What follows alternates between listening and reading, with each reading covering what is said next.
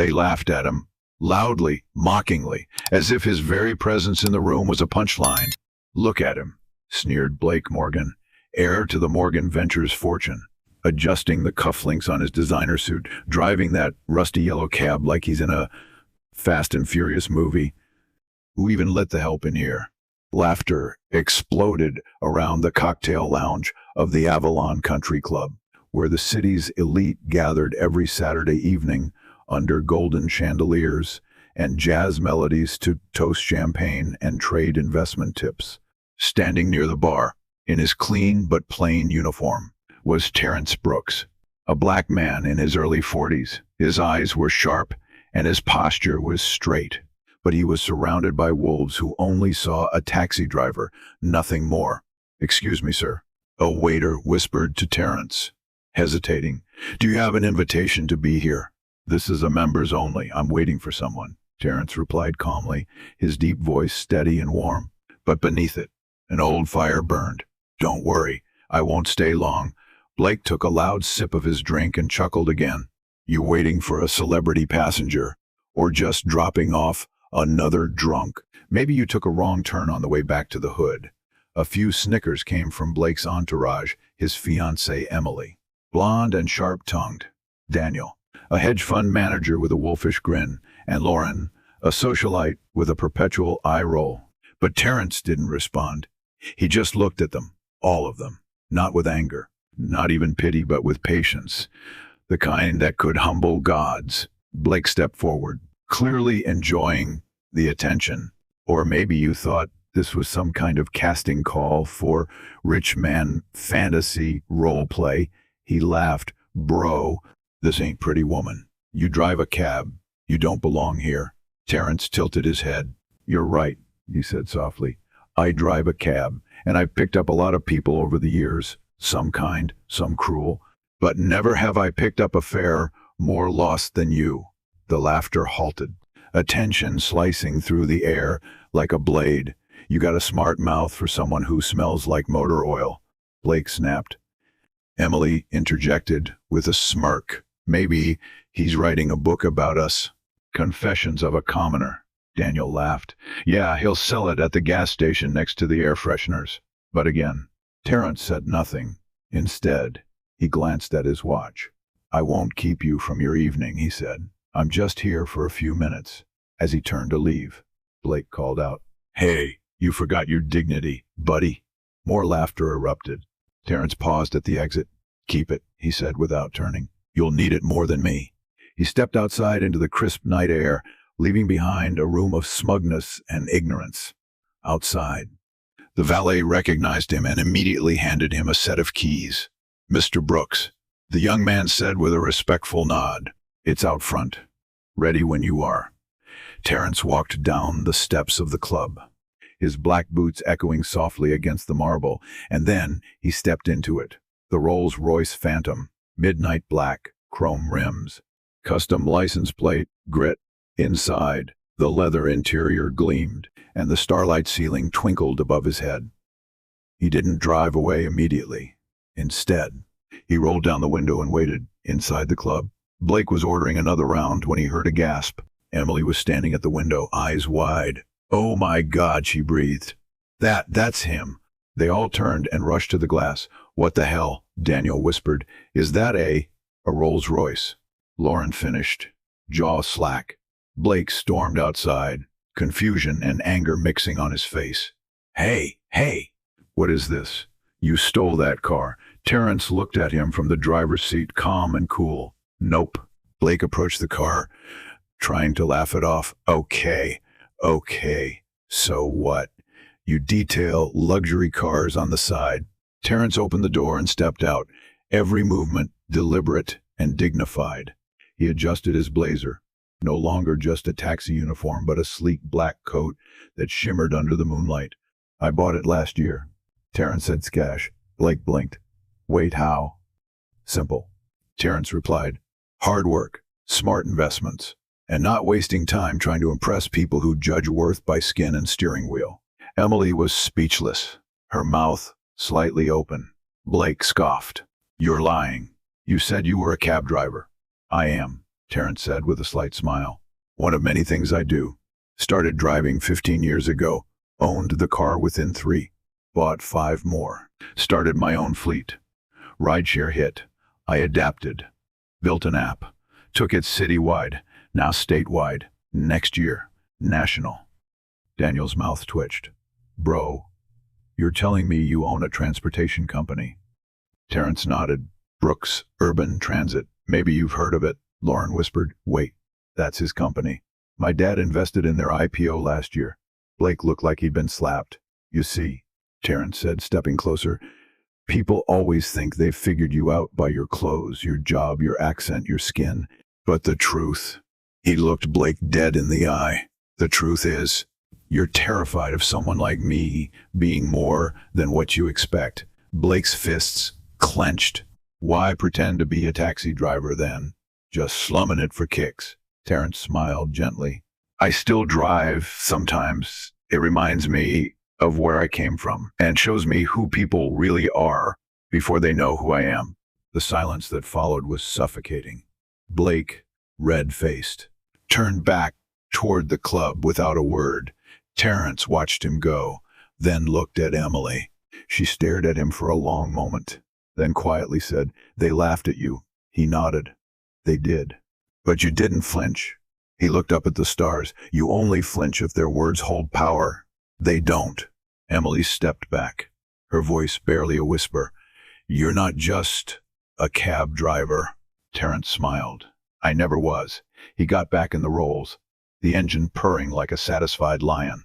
He rolled up the window, gave the valet a generous tip, and drove off into the night, leaving behind the laughter, the arrogance, the ignorance. But the story didn't end there, because Monday morning came, and the stock market opened, and Brooks Urban Transit announced a partnership with the city, a $200 million contract. And Blake, he found out the hard way when his father called him, furious. You insulted Terrence Brooks. Blake stammered. I didn't know. You never asked. You just assumed. That man's company is now the backbone of the city's transport. You better pray he doesn't blacklist us. But Terrence didn't hold grudges. He didn't need to. Because sometimes karma doesn't come loud. Sometimes it pulls up in a Rolls Royce, rolls down the window, and smiles. And for everyone who laughed, that smile was the last thing they ever forgot. Terrence didn't return to the Avalon Club. He didn't have to. His message had been delivered without a single raised voice. The story of the black taxi driver who pulled up in a Rolls Royce spread like wildfire, not just through the country club, but across the entire city. By Tuesday, it was whispered about in boardrooms, buzzed in coffee shops, and shared on social media under hashtags like hashtag Respect the Ride and hashtag Terrence Brooks. But for Terrence, the story didn't start at the Avalon Club, and it didn't end there either. 15 years earlier, Terrence had been fresh out of prison, wrongfully incarcerated for a crime he didn't commit. He served 2 years before. Evidence cleared his name. He came back to a world that didn't want to hire him, a resume that was now stained, and a mother who cried tears of joy and fear every time he left the house. Don't let them break you, baby. His mother, Geneva, told him that first night back, you're more than their judgment. He believed her, but belief wasn't enough to pay rent, so he took the only job he could get, driving a taxi. It was grueling at first. Long hours, little pay, and passengers who treated him like furniture. Some were kind, many were cruel. He kept his head down, eyes forward, hands on the wheel. But even then, he was learning. He listened to how people talked, watched how businessmen made deals in the backseat, overheard real estate flips, stock tips, startup strategies. He kept a little notepad under his dashboard and wrote down everything, companies, trends, books to read. At night, he devoured them all. He saved every tip, skipped every luxury, $8 menu meals for years, bought his first cab from a retiring driver named Sam, then his second, then his third. By year 6, he had a fleet of 10, but he didn't stop there. He noticed the cracks in the rideshare model, driver dissatisfaction, unresponsive customer service, predatory commissions.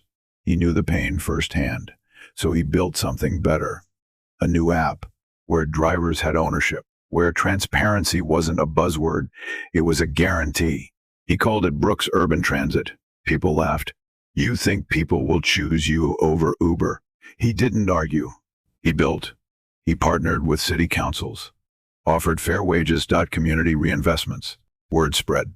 Drivers flocked to him. Then investors. Now, 15 years after driving his first cab, he was sitting on a multi-million-dollar empire. And yet, he still drove.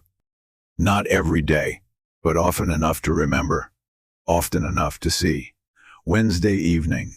Terrence was parked outside a grocery store in South End when he saw her, a young black woman with a toddler on her hip and groceries stacked precariously in a cart. Need a ride? He asked, rolling down his window. She looked wary. I don't have much, just a few dollars. It's on me. She blinked. Why? Because someone once gave me a ride when I had nothing. Let's keep the chain going. In the back seat, her son pointed at the glowing ceiling of the Phantom. Stars, he cried. She smiled for the first time. This car is. Wow. Are you famous or something? Terrence chuckled. No, just a driver, like anyone else. But word kept spreading. Journalists started reaching out. One day, Terrence reluctantly agreed to an interview. The story ran with the headline, From Wrongfully Imprisoned to Transportation Mogul, the Terrence Brooks Story. It went viral. News stations followed, podcast interviews, a Netflix documentary deal. Meanwhile, at the Avalon Club, things were changing too. Blake Morgan wasn't handling the fallout well. His father, Gregory Morgan, was furious. You embarrass this family. Do you know how many doors Terrence Brooks could close on us now? He's not just wealthy, he's influential. Blake sulked in his corner office, drinking expensive scotch and muttering. All this over some cab driver with a lucky break. But then his assistant, Karen, knocked lightly. Mr. Morgan, you have a visitor. Who? Terrence Brooks. Blake stood up so fast he knocked his glass over. What? Why? I think you should hear him out. Terrence stepped into the office, wearing a sharp navy suit. No Rolls Royce today, just presence. Blake tried to mask his panic with smugness. Well, come to rub it in. No, Terrence said simply. I came to offer you a deal. Blake blinked. AWHAT, I'm expanding Brooks Urban Transit. I need city permits expedited. Your family's firm is one of the gatekeepers. I want to work together. Blake stared. You want to partner with me. I want to elevate our cities, reduce emissions, increase access. But I don't want delays. You can help. Blake struggled. Why would you want me involved? Terrence leaned forward. Because I believe in second chances. I've lived them. And I want you to understand that power isn't about how loud you laugh in a lounge. It's about what you build when no one's watching. Blake swallowed hard. And if I say no, I'll go around you, like I always have. But something tells me you've learned a little since last week. Silence. Then Blake offered his hand. Deal. Terrence shook it. Firm. Steady. Calm. The deal made headlines. Morgan Ventures saw their stock rise. Terrence gained new infrastructure access, and Blake, for the first time, shut up and listened. At the gala for the city's transportation project launch, Terrence stood on stage. Cameras flashed. Behind him, a massive screen displayed the new slogan, driven by people, powered by purpose. He took a breath and spoke. 15 years ago, I was told I didn't belong. I was laughed at, judged, undervalued, but I kept driving. I listened. I learned. And most of all, I didn't let other people's small minds trap me in a small life. The crowd applauded. I still remember their laughter, Terrence said. But I also remember my mother's voice. She said, don't let them break you. You're more than their judgment. And she was right. He looked out at the sea of faces. Old, young, black, white, working class. I stand here today, not because I chased money, but because I chased meaning, respect, integrity, And now, I want to give others the ride I never had. Thunderous applause. Outside, his Rolls Royce waited. But this time, Terence didn't drive. He handed the keys to a young man in a modest black jacket, Marcus, a former student who once interned at his company. "You're ready," Terence said. "Take the wheel." As Marcus drove off, Terence stood with his hands in his pockets, watching the next generation roll forward.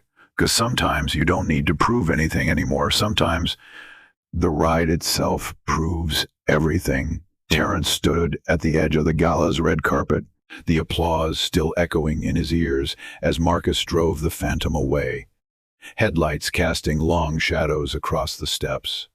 He didn't linger. He never liked the spotlight. Fame, to him, was a distraction. He preferred impact. "Terence," a voice called from behind.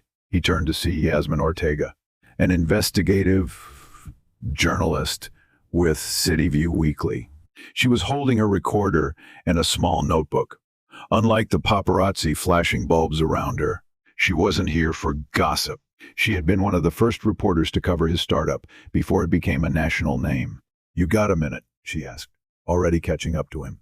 "For you, always," he said warmly. She smiled. "I've covered a lot of stories, but yours, it keeps evolving. You've gone from taxi driver to transportation tycoon to the face of ethical urban development. What's next?" Terence paused, looking out at the skyline of the city he used to drive through all night long. "The next step is giving it all away." Yasmin blinked. "Wait, what?" "Ownership," he said. "Drivers will start earning equity. Employees, too. I didn't build this to hoard it. I built it so others could own their future, like I fought to own mine." "That's bold," she said, lowering the recorder slightly, "and deeply unorthodox for a CEO. Everything about my story is unorthodox." Terence chuckled. "Why stop now?" She grinned, then asked, "Can I quote that?" "You'd better." They shared a quiet laugh before she walked off, already dialing her editor. Terence checked his watch. He had one more stop that evening. The nursing home sat on the corner of 84th and Lenox, tucked away behind a garden of tulips and stone benches. He moved through the hallways like a regular, nodding at the nurses and volunteers who greeted him with warm familiarity. Inside room 214. Geneva Brooks sat upright in a lavender cardigan, reading a worn Bible with thick glasses perched on her nose. "Hey, Ma," Terence said softly as he walked in. Geneva's eyes lifted, and her whole face lit up. "There's my boy." He kissed her forehead gently, then sat at her bedside. "They still treating you like the queen you are?" he asked. "You know I don't let them do otherwise." He chuckled, then took her hand. "I did something today, Ma. Something I think you'd be proud of." "You always make me proud." I handed the keys over, gave the next young brother a chance. Geneva's eyes moistened. "You always said you'd never forget where you came from." "I haven't. I can't." She looked at him, full of love and wisdom. "Then you're doing it right." He stayed with her until she drifted off to sleep, holding her hand as she snored softly, the way she used to hum him to sleep when he was a boy with big dreams and no money. The next few months passed like wildfire. Brooks' urban transit expanded into Chicago, Detroit, and Atlanta. The equity model made headlines. Drivers started becoming partial owners, making real incomes, buying homes, putting kids through college. Meanwhile, Blake Morgan faded into the shadows. His father forced him into a minor advisory role, a humiliating demotion. But Blake began showing up to community events, quietly volunteering, listening instead of mocking. People noticed. He wasn't forgiven, but he was changing. One rainy Tuesday, Terence spotted him at a small public transit forum in the Bronx. Blake was standing by himself, holding a clipboard. Terence walked over. "You good?" he asked. Blake turned, slightly startled. "Yeah, I guess. I don't know what I'm doing here anymore." Terence looked at the crowd of young drivers, planners, and city workers buzzing with ideas. "You're doing what you should have done long ago," Terence said. "You're listening, Blake nodded. I used to think power was money, cars, titles. But now, I think it's influence, impact. Terrence smiled. Now you're talking. You ever think about running for office? Terrence shook his head. I don't want the title. I just want the change. Blake laughed, genuinely. You're a better man than me. Terrence put a hand on his shoulder. Maybe. Or maybe you're just still becoming one. A year passed, then two. Brooks Urban Transit became a household name. People across the country knew the story. Schools invited Terrence to speak. Companies studied his business model. College courses were built around his equity system. But he never forgot the streets. He kept driving. Random nights. Different cities. No one ever recognized him behind the wheel. And he liked it that way. One night in Atlanta, a man got into his car at midnight, looking rough, hoodie pulled over his head, eyes bloodshot. You all right? Terrence asked. The man nodded, just trying to get home. Had a bad day. Terrence didn't ask. He just drove. A few minutes later, the man said, You ever feel like everything's stacked against you? Like no matter what you do, you'll always be behind. Terrence thought for a moment. I used to. Then I realized the game's not fair. But the drive is yours. The man looked over. That's deep, Terrence smiled. So is the road. He dropped the man off and paid the fare himself. The man stared at him, baffled. Why would you do that? Because someone once did it for me. As he drove off, the man stood in the rearview mirror, unmoving. Tears streaming down his cheeks. 2 more years passed. Terrence opened a foundation, the Geneva Project, named after his mother. It offered scholarships, housing assistance, and business grants to formerly incarcerated individuals. The slogan, You are not your worst day. At the launch ceremony, his mother wheeled up beside him on stage. You gave the world your heart, she whispered. I gave the world you, they cried together, surrounded by people whose lives were already changing. That night, he got a call. The city wanted to name a street after him. Brooks Boulevard, the mayor said. Terrence chuckled.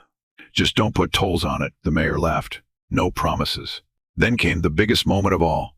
He was asked to speak at the United Nations on equitable infrastructure and transportation. As he stood behind the podium, dressed in a simple charcoal suit with no tie, the crowd rose in standing ovation. But Terrence, ever humble, raised his hand. Thank you, he said, but don't clap for me. Clap for the cab drivers, the janitors, the cafeteria workers, the people you never see, but who keep the world moving. The room went silent, then erupted in applause again. And once again, Terrence stepped off the stage, into a car, but this time, he was not behind the wheel. The driver was a young woman named Amira. She had started with Brooks Urban Transit 2 years ago. She now owned 3 vehicles, was studying urban design and mentoring others. Where to, Mr. Brooks? She asked. Home, he said. And thank you, she smiled. My pleasure.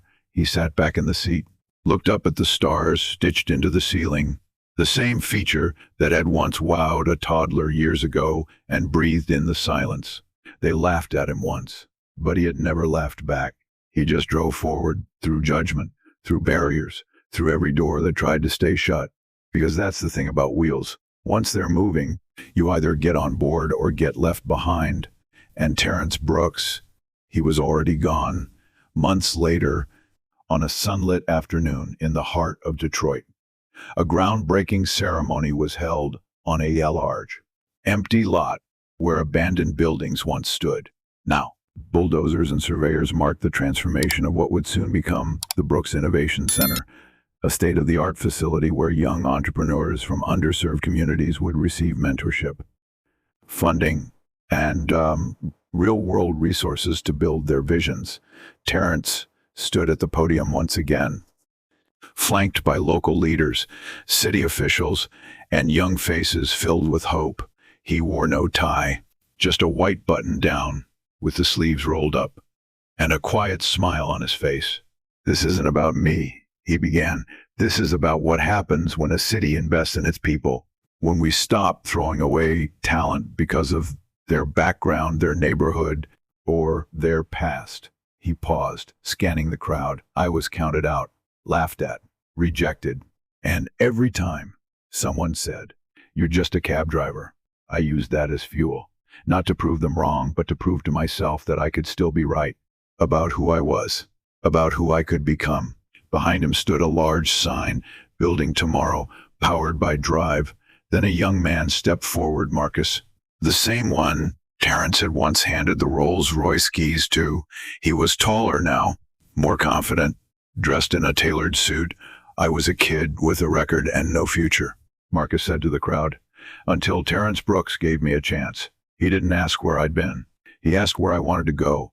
The applause was thunderous. Afterward, Terrence walked through the future construction site with a hard hat and boots, dust kicking up around his feet. His phone buzzed. A message from Blake Morgan. "Terrence, I'm stepping down from Morgan Ventures, starting a nonprofit, helping kids learn financial literacy.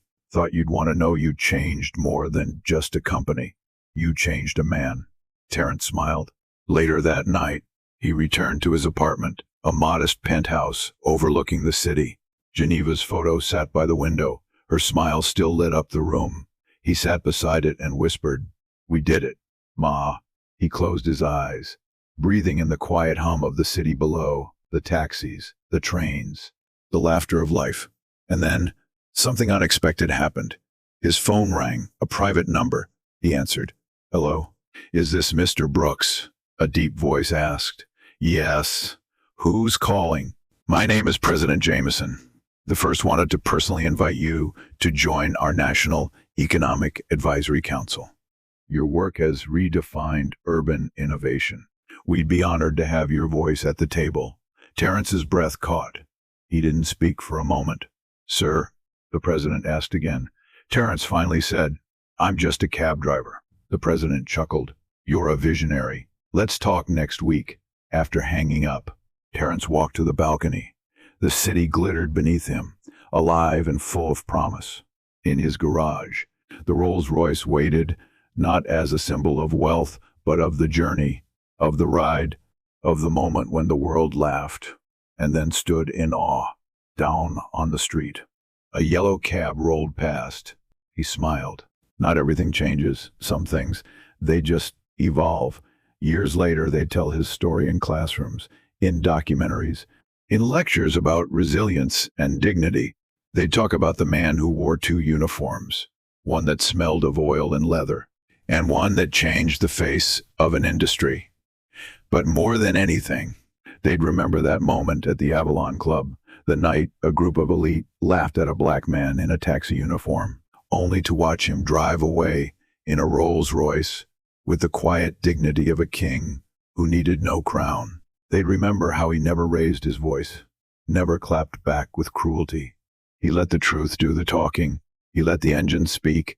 And in the rearview mirror of history, they saw themselves, small, bitter, and fading, while Terrence Brooks kept driving forward toward something brighter. Because in the end, the road belongs to those with vision. And Terrence, he never stopped driving.